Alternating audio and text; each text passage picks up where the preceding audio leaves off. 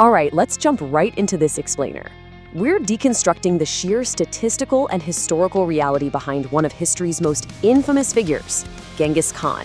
You know the name, right? We instantly think of massive conquests and a sprawling empire, but today we're cutting through the myth. We're looking directly at the hard data and the actual historical accounts to deconstruct exactly what that empire was built on. 40 million. Just let that sink in for a second. That is the estimated number of people killed during his conquests. It's one of those figures so astronomically large it almost loses its meaning.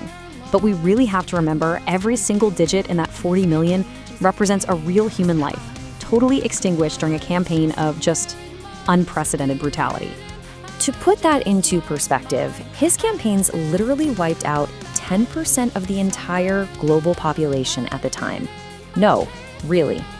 Imagine looking around a crowded room and knowing that 1 in 10 people simply vanished from existence, all because of one empire's expansion. That is the true staggering footprint of Genghis Khan. So we've organized this explainer into 5 distinct themes so we can logically map out this terror. We've got 1. The scale of slaughter. 2. The ultimate human shields. 3. Cruelty as entertainment. 4. Cities turned to graveyards. And finally, 5. The secret tomb bloodbath. Let's get into it. Section 1. The scale of slaughter. Assessing the global impact of the Mongol Empire. Sure, the spoils of this empire paint a pretty wild picture of success. Capturing a third of the globe amassed an estimated $14 trillion in wealth. 14 trillion? But all that extreme wealth and territorial gain, it is entirely eclipsed by the unparalleled human cost required to achieve it. Those 40 million did, that annihilation of 10% of the world's population, that wasn't an accident. It was the literal foundation of his entire strategy. Now, here is a scientific fact that is actually pretty chilling. The death toll was so massive, it literally left a footprint on the Earth's atmosphere. Think about that. So much farmland returned to forest, and so many fires stopped burning, that it measurably disrupted the global balance of oxygen and carbon dioxide. He literally altered the climate through sheer mass extermination. Unbelievable. Section 2. The ultimate human shields. Redefining the front lines of war. So how exactly did Genghis Khan achieve these terrifying victories without his own armies getting wiped out? Well, the Mongol tactic of using human shields meant forcing thousands of unarmed captives and slaves to walk right ahead of the troops. Historical accounts tell us these people were treated far worse than animals, viewed as completely disposable. Forced to march at the very front, they absorbed the initial volleys of enemy arrows and attacks. This brutal, cynical strategy meant the actual Mongol armies suffered practically 0 casualties, while that front line of captives was just absolutely decimated. And it's crazy to see how this strategy escalated over time. It started heavily back in 1209 during the Xia dynasty attacks, where he deployed 30,000 Chinese captives as frontline shields.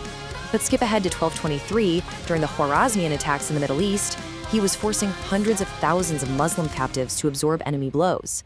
The scale of viewing humans as just expendable, disposable barriers just kept growing and growing. Section 3. Cruelty as entertainment.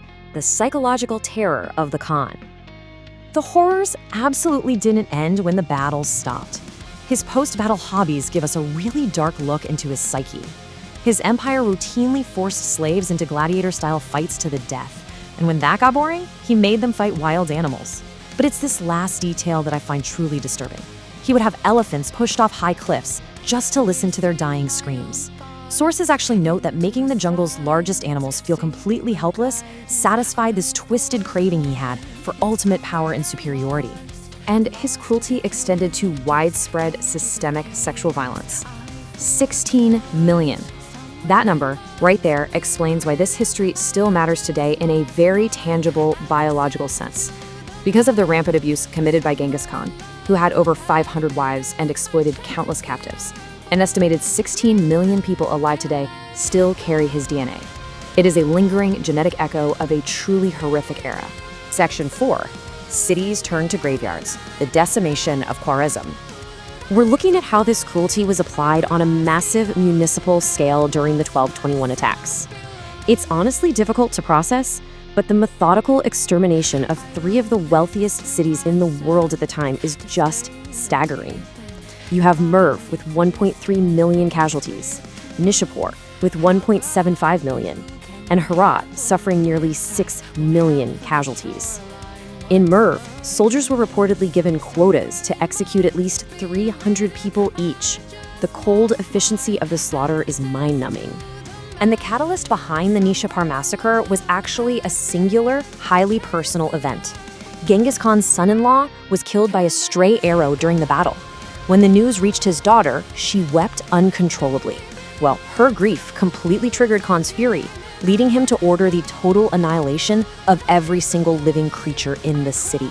Not just the soldiers, not just the citizens, every cat, every dog, every farm animal was slaughtered, no exceptions. To ensure literally no one would ever dare challenge his family again, he ordered a macabre, highly methodical construction process. His forces built 3 separate pyramids out of the victims' remains. Step 1, a massive pyramid using the skulls of the men. Step 2, a second pyramid using the skulls of the women. And finally, Step 3, a third pyramid using the skulls of the children. It was a monument of pure terror, explicitly designed to paralyze any future resistance. Section 5, the secret tomb bloodbath. The final massacre of 1227. Because the thing is, even after Genghis Khan's mysterious death, the killing didn't stop.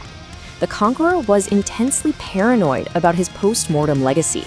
He believed that if his body were found, people might copy him or worse, turn him into an idol of worship. This is exactly why no contemporary portraits or statues of him actually exist. Any image you've ever seen of him, made long after he died. This extreme paranoia culminated in his final wish: absolute, unbreakable secrecy regarding his tomb's location. And his followers obeyed that final wish with a horrifying level of loyalty.